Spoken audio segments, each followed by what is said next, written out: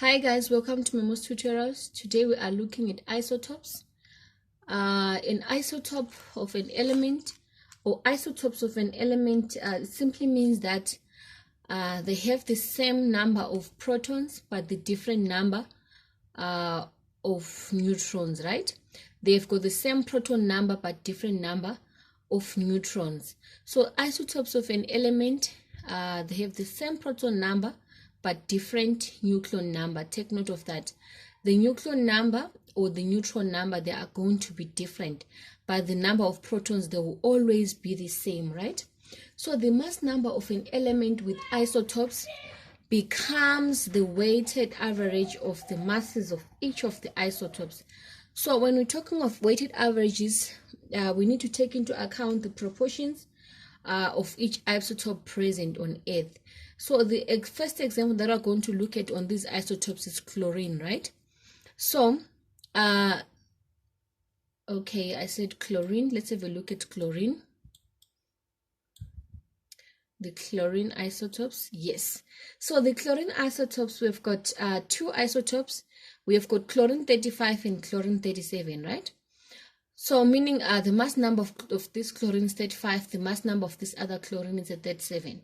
So the chlorine 35 simply means it has got, remember the proton number is the same, which is 17, right? It has got 17 protons, but the number of neutrons, just say 35 minus 17, we get our 18. So this chlorine 35 has got 18 neutrons. What about chlorine 37? Chlorine 37, it has a mass number of 37. The number of neutrons, they will remain the same, which is 17.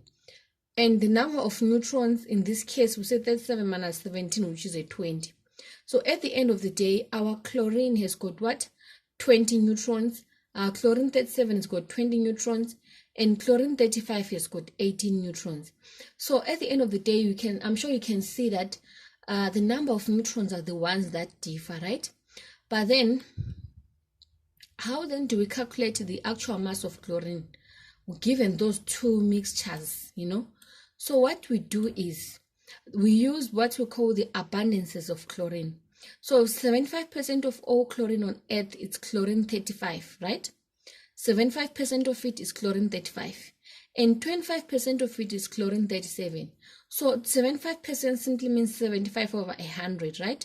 So we say 75 over 100 times 35 plus 25 over 100 times 37 to get the actual mass of a chlorine molecule, regardless whether it's a chlorine 37 or it's a chlorine 35. Take note of that, okay? What about the oxygen isotopes? We have oxygen 16 and oxygen 18. So oxygen 16, it has got 8 protons, 8 neutrons and 8 protons, because 16 minus 8 is just 8. But as for oxygen 20, so the oxygen 18, it's going to have 8 protons and 10 neutrons, because 18 minus 8 will get a 10, right? But then now finding the mass now, the mass of oxygen, they told that 99.8% of all oxygen on Earth, it's actually oxygen 16. So you say 99.8 over 100 times 16.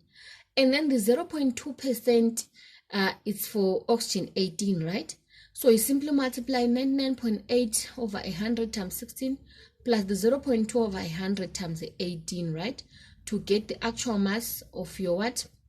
Of your oxygen in that particular case, okay? You apply the same principle for the carbon isotopes. We have got carbon 12 and carbon 14. So the carbon 12, it means that carbon 12 has got 6 protons and 6 neutrons. Carbon 14, 6 protons, but this time around 8 neutrons, right? So now that's it on isotopes. And the next thing that I want us to have a look at is the first 20 elements of the periodic table. These ones you must be very, very familiar with them, okay? That will be our next section. That's what we'll be looking at on our next section. I hope you guys understood the isotopes. To say the isotopes, they will have the same proton number but differ in the number of neutrons.